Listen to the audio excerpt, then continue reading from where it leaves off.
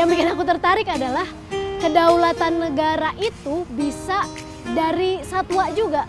Ada 4 spesies yang kita punya di Indonesia, yaitu gajah Sumatera, harimau Sumatera, orangutan Sumatera, dan badak Sumatera. Ada berapa satwa yang kamu pelihara di rumah? Kurang lebih ada 35 ekor. Selamat sore Sobat Hijau, bertemu lagi di podcast Ngabuburit di Hutan.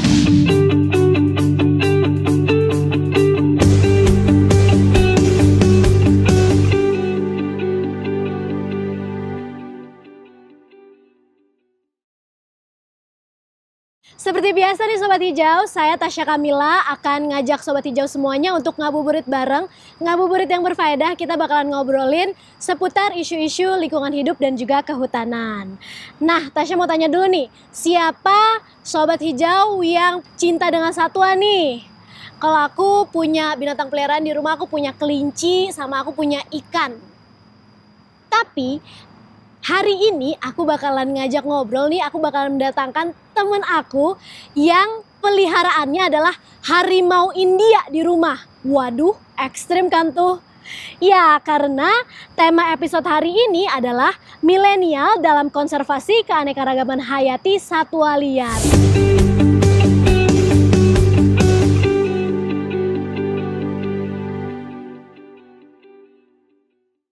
Dan Sobat Hijau, sebagai informasi, dalam proses produksi dan syuting podcast ini, kami sudah menjalankan protokol kesehatan untuk mencegah penularan COVID-19.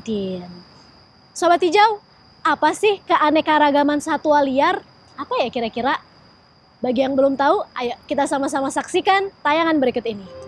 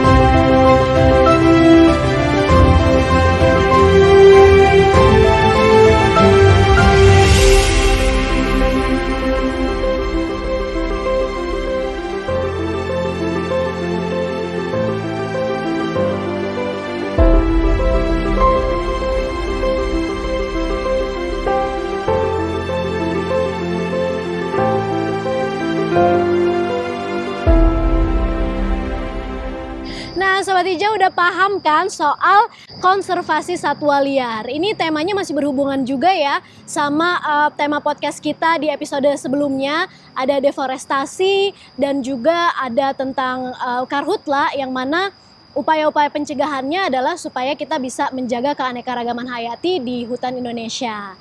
Nah, seperti janjiku tadi, aku akan menghadirkan orang-orang yang bisa ngebahas dan terjun langsung nih ngehandle satwa liar. Kali ini kita bakalan ngobrol sama seorang animal handler yang pelihara berbagai satwa di rumahnya. Ada Alsyad Ahmad. Halo. Hai, apa kabar? Halo Tasya, baik kabarnya. Terima kasih ya udah ikutan ngabuburit di hutan bareng aku. Sama-sama. Dan gak cuma ada Alsyad doang, tapi kita juga ditemani dengan Mas Irfan, staf pengawetan in situ dengan latar belakang pendidikan bidang hukum di Direktorat Konservasi Keanekaragaman Hayati KLHK. Hai Mas Irfan. Wah, bakalan seru banget nih obrolan kita karena dua-duanya sama-sama cinta dan peduli terhadap satwa liar. Yang pertama yang mau aku tanyain ya sama kedua narasumber kita nih, kenapa sih keanekaragaman hayati itu penting? Mungkin ke Mas Irfan dulu deh. Kenapa sih keanekaragaman hayati itu harus dilestarikan, harus dilindungi, khususnya di hutan Indonesia? Kita flashback dulu ke belakang sebelumnya. Indonesia memiliki keanekaragaman hayati yang melimpah, terutama pada tingkat spesies, genetik, dan ekosistem. Di mana 720 mamalia di Indonesia itu sudah diakui oleh negara maupun di tingkat global. Konservasi keanekaragaman hayati itu sangat penting karena selain menjadi bagian dari isi bumi, tentu juga diciptakan oleh Yang Maha Kuasa karena ada manfaat di dalamnya. Sehingga kita perlu melindunginya. Namun kita juga bisa memanfaatkannya. Tapi ingat, memanfaatkannya itu harus secara lestari, yang kita kenal biasanya dengan secara berkelanjutan. Flagship spesies di Indonesia itu melambangkan sebagai satwa kedaulatan negara.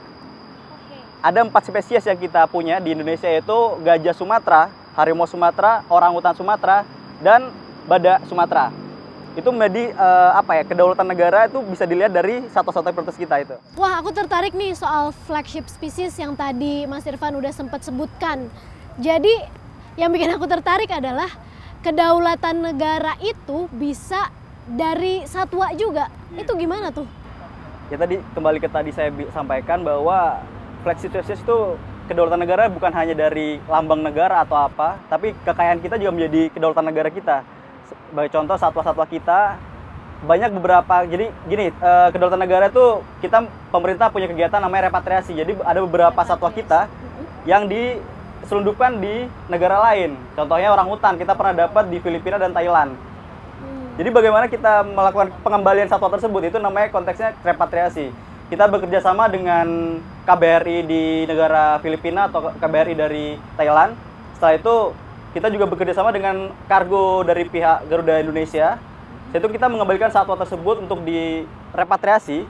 Setelah itu kita kembalikan kepada lembaga khusus, yaitu Pusat Penyelamatan Satwa itu. Jadi kita mengembalikan satwa-satwa kita, yaitu berdasarkan satwa kita itu kedaulatan negara kita juga. Jangan sampai identitas kita dicuri negara lain gitu kan ya, karena satwa-satwa tersebut juga melambangkan identitas dari negara.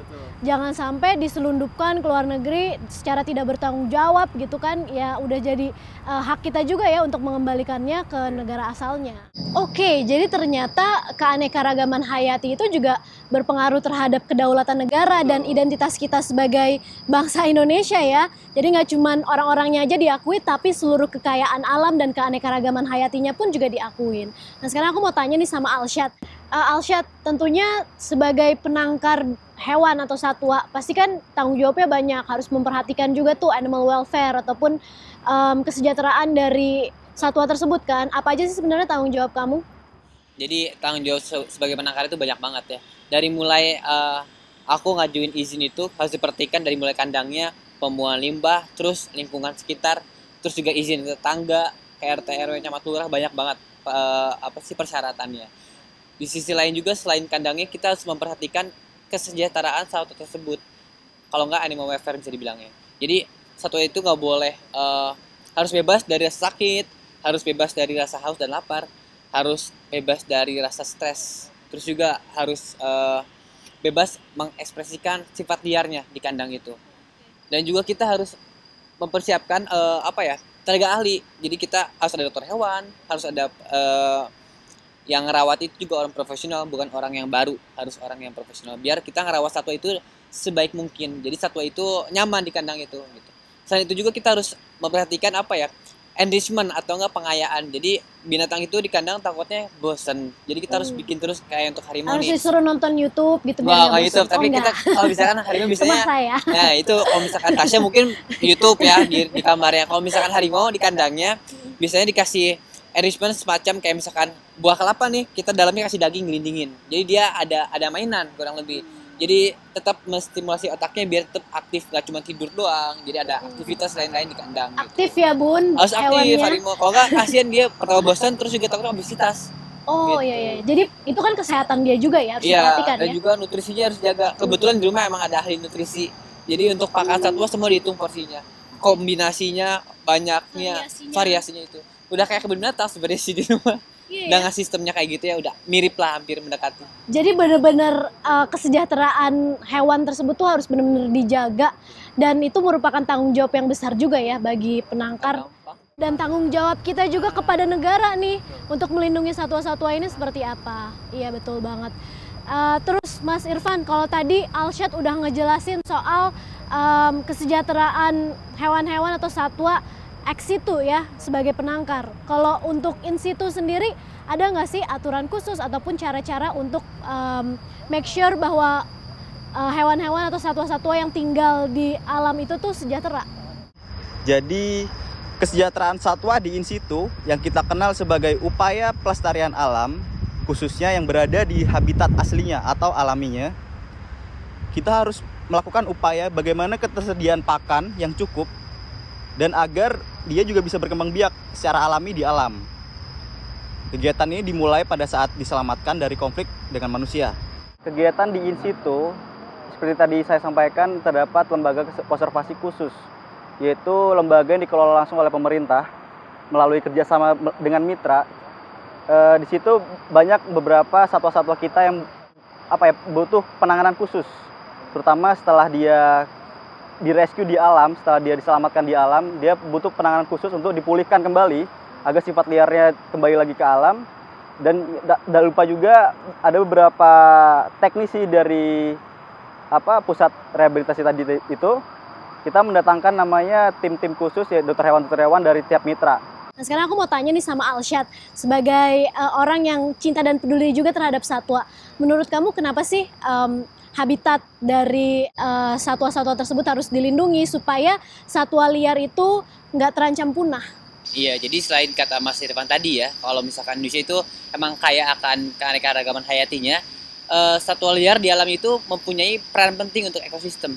Jadi setiap satwa itu di alam liarnya, dia punya peran penting untuk menjaga keseimbangan alam kita. Jadi kalau misalkan keseimbangan itu terganggu, misalkan ada satwa yang punah atau populasi berkurang, itu bisa mengganggu kestabilannya sehingga ntar bisa belepotan, bisa jadi bencana alam, bisa jadi balik ke kita sendiri. Intinya ujung-ujungnya lagi rugi ke manusia gitu. Oke, merugikan manusia juga ya, Iya, pastinya. karena kalau ekosistem itu, jadi kuncinya guys, keseimbangan ekosistem. Kadang-kadang kan kita suka berpikir ya kayak, ya udahlah satwa emang kalau punah apa urusannya sama kehidupan gue. Padahal apapun itu, yang namanya ekosistem kalau udah terganggu pasti akan ada dampaknya ke manusia juga gitu, ke tumbuh-tumbuhan yang ada gitu kan. Itu udah suatu rantai yang kalau kita ganggu gugat itu akan mempengaruhi hidup, akan rusak. Betul banget tuh.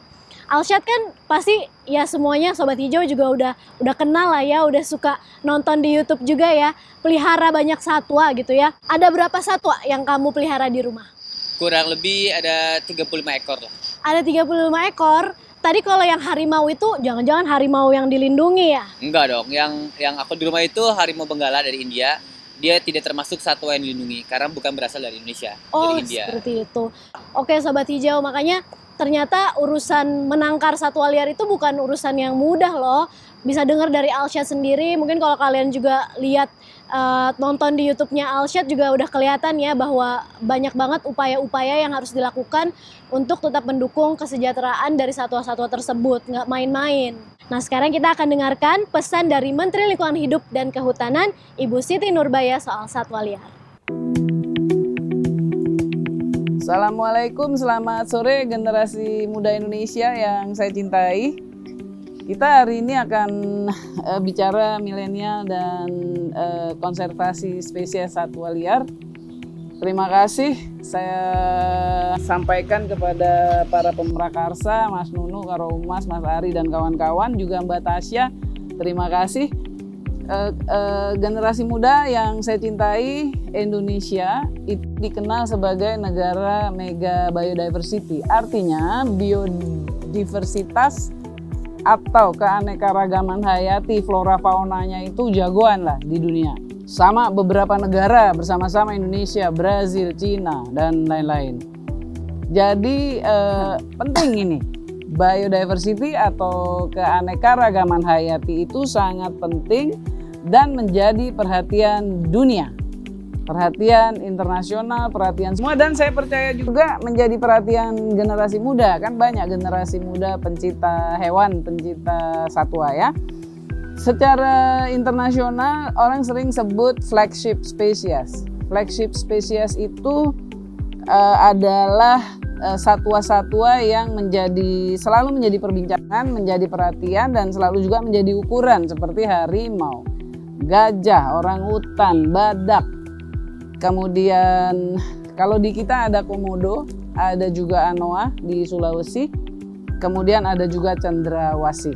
Nah, di antara satwa tersebut sebetulnya 4 mamalia besar yang selalu menjadi katakanlah perhatian dan menjadi titik tolak untuk kita ngelihat bahwa ini habitatnya oke apa enggak sih, hutan untuk konservasinya buat tempatnya satwa hidup oke apa enggak sih, gitu kira-kira ya. Itu kita sebutnya Big Four, yaitu gajah, harimau, orangutan, dan badak. Ya, nah saya mesti lihat datanya nih. Di saat ini populasi gajah di Sumatera ada kira-kira 928 sampai 1397 ekor di habitat alaminya. Sementara harimau Sumatera lebih kurang 604 ekor di habitat alaminya. Dan populasi orangutan sebanyak 14.630 individu di Pulau Sumatera dan 57.350 individu di Borneo, Kalimantan, Sabah, Sarawak. Ini data dari tahun 2016 sampai 2017 dan juga lebih kurang 100 ekor badak Sumatera di habitat alaminya berdasarkan data tahun 2017, yaitu data analisis kelayakan habitat dan populasi. Apa yang dilakukan oleh pemerintah selama ini yaitu kita melakukan pelestarian keanekaragaman hayati ini dengan 3 pendekatan yang keseluruhannya kita sebut upaya konservasi ya. Namanya kebijakan 3P, yaitu pengawetan, perlindungan, dan pemanfaatan secara berkelanjutan. Dan ini udah ada yang atur, yaitu Undang-Undang Nomor 5 Tahun 90, dan pada tahun ini sesuai rencana DPR dan pemerintah itu akan dilakukan revisinya karena undang-undangnya sudah sejak tahun 90. Ada juga pendekatan yang dilakukan yaitu konservasi in situ, yaitu di tempat kawasan habitatnya itu sendiri, yaitu di daerah-daerah hutan konservasi, kawasan konservasi, ataupun kawasan-kawasan lindung yang merupakan habitat bagi flora dan fauna tertentu. Jadi menurut rencana pemerintah setidaknya ada 25 spesies yang harus dijaga, diukur, dan sedapat-dapatnya dalam 4-5 tahun harus naik paling sedikit 5% populasinya, dan juga kita harus pelihara dengan baik kawasannya, dan kita juga harus mengatasi konflik-konflik yang ada di dalam kawasan tersebut. Kemudian yang paling penting lagi ialah penyelamatan satwa liar itu sendiri, yaitu melalui kegiatan 3R, Rescue, Rehabilitation, and Release. Jadi kalau ada masalah, satwanya dicek, kemudian diselamatin, kadang-kadang sampai diperiksa dulu loh. Itu meriksa satwa itu serem juga loh, lebih berat kadang-kadang daripada meriksa manusia deh. Nah Bu, abis itu dirapihin, direhab, lalu kalau dia udah baik, udah sehat, ya harus dilepas liarkan lagi gitu ya. Nah, di sisi lain ada yang melalui lembaga konservasi. Lembaga konservasi itu misalnya tempat-tempat penangkaran, bisa juga kebun binatang dan lain-lain yang kita sebut ex situ. Jadi kegiatan di dalam ex situ seperti taman safari. Pasti udah pada pergi loh ya ke taman safari ya, atau ke itu loh, jangan jauh-jauh deh, Ragunan. Ke Ragunan Pasar Minggu juga bisa dilihat. Nah, di situ kita juga sebetulnya melakukan konservasi dari satwa. Syukur-syukur bisa berkembang populasinya, dan rata-rata berkembang ya. Kalau lihat di Taman Safari itu saya dapat laporan hampir tiap tahun tuh nambah terus anak-anaknya gitu dari berbagai satwa itu. Dan ada lagi kaitan antara in situ dan ex situ. Jadi kalau sudah sehat misalnya atau sudah saatnya. Jadi kalau lembaga konservasi itu misalnya dia dapat izin lalu 5-10% itu sebetulnya anaknya mesti dilepasin gitu ya. Itu ada link-linknya. Apa yang penting akhirnya bagi kita sebagai bangsa Indonesia, jangan lupa loh, satwa itu milik negara. Jadi kita sebagai warga negara, sebagai anak bangsa, kita harus memeliharanya, dan kita harus terus menjaga atau melakukan konservasi, pelestarian, dan itu udah diatur sebetulnya. Dan dalam bahasa keren itu kira-kira kita harus harmonis hidup antara alam dan manusia, atau living in harmony with nature. Jadi saya kira itu paling penting. Dan ada lagi sebetulnya yang saya mau nitip nih ya kepada semua generasi muda yang saya cintai. Itu kalau ada dagang-dagang satwa yang dilarang, atau katakanlah satwa-satwa yang dilindungi di online, itu cepet-cepet sama-sama deh saling teliti deh gitu. Kalau ada yang mencurigakan, laporin aja, nanti kita cek, kita teliti, dan kita bina bahwa nggak boleh loh jual beli satwa yang dilindungi, itu kan milik negara gitu. Milik negara tuh artinya milik kita semua, jadi kita yang mesti jagain gitu ya. Jangan lupa ya, terusin diskusinya, dan nanti kalau udah waktunya mau berbuka puasa, ya buka puasa. Selamat berbuka puasa. Wassalamualaikum warahmatullahi wabarakatuh. Terima kasih Ibu Menteri atas arahannya. Oke, kita balik lagi ya nanya ke Alsyad nih. Sebenarnya kamu menangkar ataupun memelihara satwa-satwa liar tersebut di rumah kamu, itu tuh ada tanggung jawab untuk ngelepasin lagi nggak sih ke alam? Jadi setiap penangkar itu mempunyai kewajiban restocking atau rilis kembali 10% dari hasil tangkarannya. Jadi kalau misalkan di rumah nih ada merak Jawa nih 10 ekor, 1 ekornya anaknya diserahin ke negara buat dirilis kembali atau dilepas kembali ke alam. Jadi ujungnya untuk kita membantu habitatnya yang di alam atau enggak populasi di alam terus bertambah. Jadi kita support terus konservasi dari ex situ itu terus support buat konservasi yang in situ biar mereka populasi terus bertambah di alamnya gitu. Oke, iya jadi tetap aja ya punya tanggung jawab untuk melepas liarkan kembali sekian persen yang udah ditangkar gitu. 10%. Jadi 10% yang udah ditangkar. Oke Mas Irfan, sekarang sebenarnya apa sih kerusakan-kerusakan apa sih yang terjadi di habitat dari satwa-satwa liar yang sangat membahayakan keanekaragaman hayati? Oke, terima kasih Mbak Tasya. Konservasi itu berbicaranya ke perlindungan pelestarian. Sampai saat ini di habitat satwa kita, ekosistem satwa kita itu mengalami penurunan. Penurunannya berarti pakannya udah nggak ada. Makanya ada konflik-konflik satwa turun ke masyarakat, itu berarti pakan di alam itu udah berkurang. Makanya kita pemerintah berupaya untuk melakukan namanya konservasi, yaitu perlindungan pelestarian. Dari konservasi sendiri itu ada 2 program, namanya konservasi ex situ dan in situ. Konservasi ex situ seperti Mas Alsyad bicarakan tadi, bisa dengan cara ditangkarkan atau melalui lembaga konservasi baik khusus atau umum. Nah dari situ kita bisa tahu bagaimana kita dari kegiatan dua program itu. Dari Mas Alsyad sendiri kan ada namanya restocking. Kalau dari kita ada nama lembaga khusus, lembaga konservasi khusus, itu bisa berupa pusat penyelamatan satwa atau pusat rehabilitasi satwa. Ketika ada konflik di masyarakat, kita rescue dulu ke pusat tadi itu.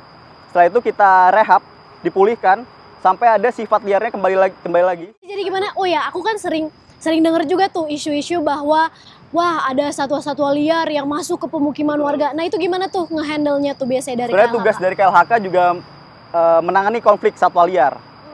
Melalui Direktorat Jenderal KSDAE kita punya yang namanya unit pelaksana teknis. Di setiap provinsi itu ada.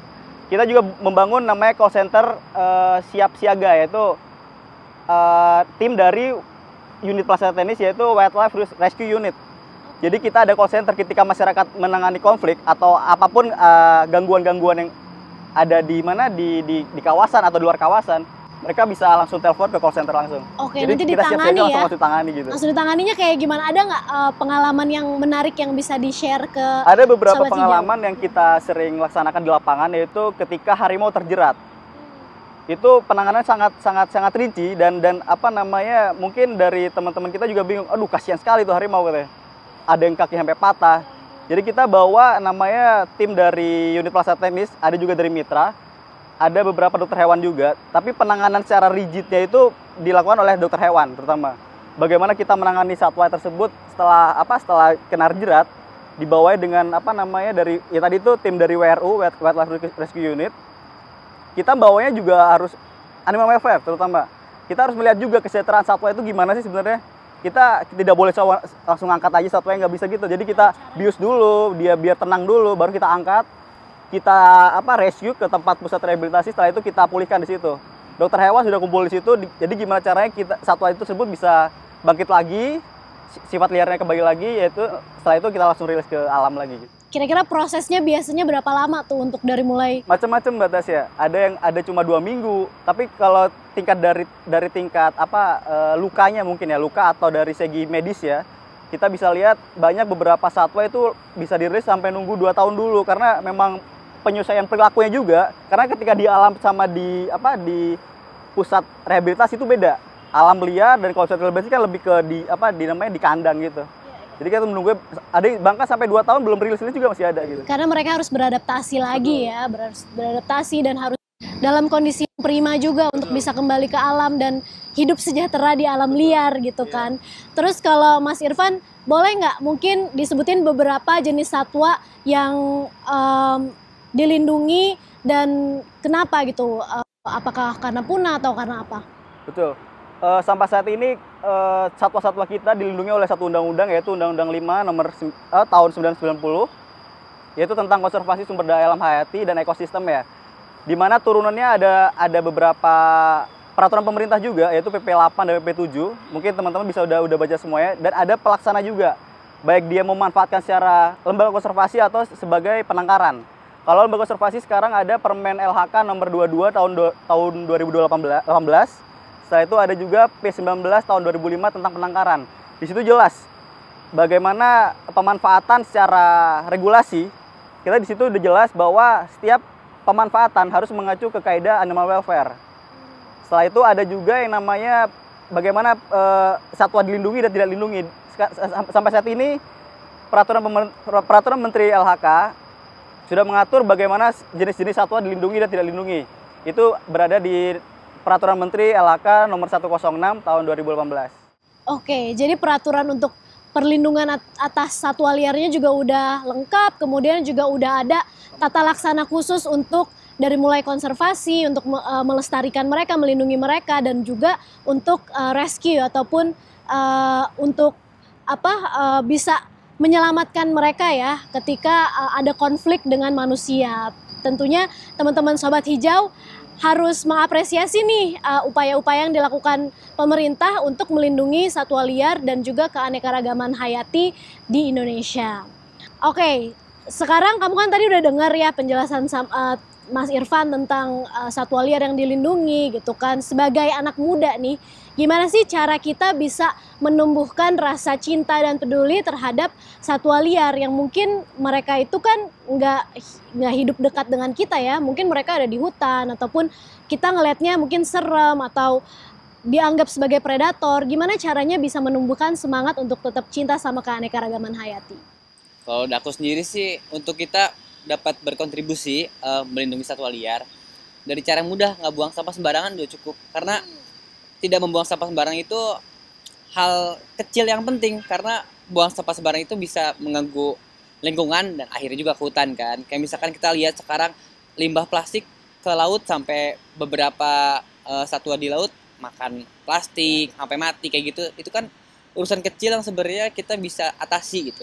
Dimulai dari situ dulu, misalkan kita udah bisa menjaga lingkungan kita, membuang limbah pada tempatnya, itu udah bisa membantu. Tapi kalau misalkan ada teman-teman misalkan yang mau lebih dalam untuk berkontribusi di satwa liar atau di konservasi, bisa misalkan ikutan NGO untuk itu, atau nggak ikut acara rilis atau nggak apapun itu, banyak programnya itu kita bisa ikut sih. Selain kita banyak pengalaman di sana entarnya, kayak misalkan kita tahu gimana sih sistem konservasi Indonesia kayak gitu, kita juga senang lah bisa menyalurkan hobi kita ke sana juga kayak gitu sih. Iya, betul banget tuh. Jadi yang pertama yang harus kita lakukan adalah kita juga harus jaga lingkungan dan alam di sekitar kita. Dimulai dari unit terkecil dulu nih, dari keluarga kita, dari rumah tangga kita sendiri gitu kan. Kita terapkan prinsip-prinsip hidup ramah lingkungan. Dan selain itu untuk membentuk ya, untuk membangun empati kita juga, untuk membangun rasa cinta dan kepedulian kita juga terhadap satwa. Mungkin teman-teman bisa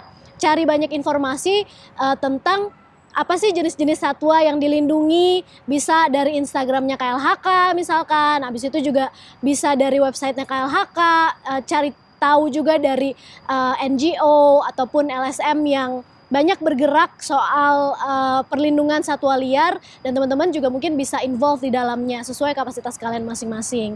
Aku juga mau tanya nih sama Mas Irfan, gimana cara anak-anak muda bisa melindungi satwa-satwa yang terancam punah? Anak muda ya, generasi milenial berarti ya.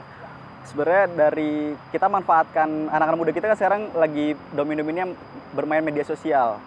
Kita gaungkan sekarang bagaimana memelihara satwa itu tidak harus untuk hobis atau kesenangan aja. Jadi kita melihara untuk kelestarian ke jenjang selanjutnya. Karena banyak apa yang dinamakan dengan konservasi itu kan perlindungan dan pelestarian.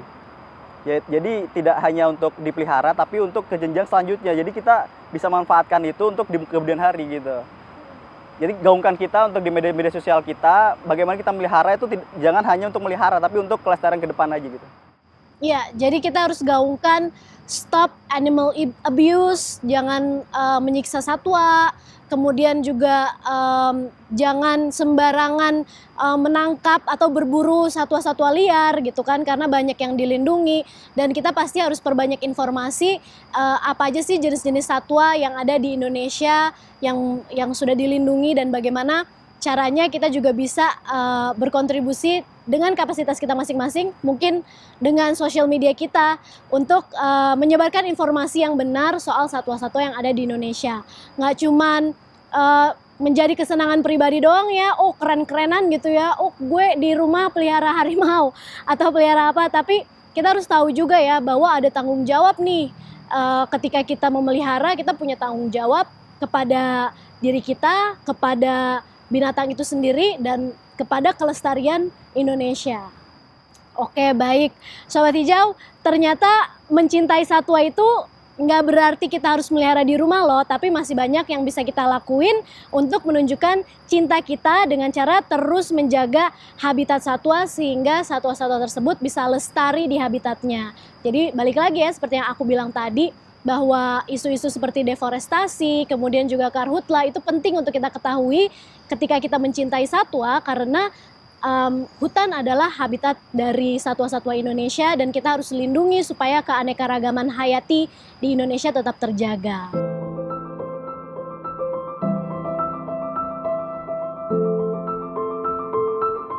Udah tugas kita sebagai manusia, sebagai pemimpin di bumi ini untuk bisa melindungi satwa-satwa dari kepunahan.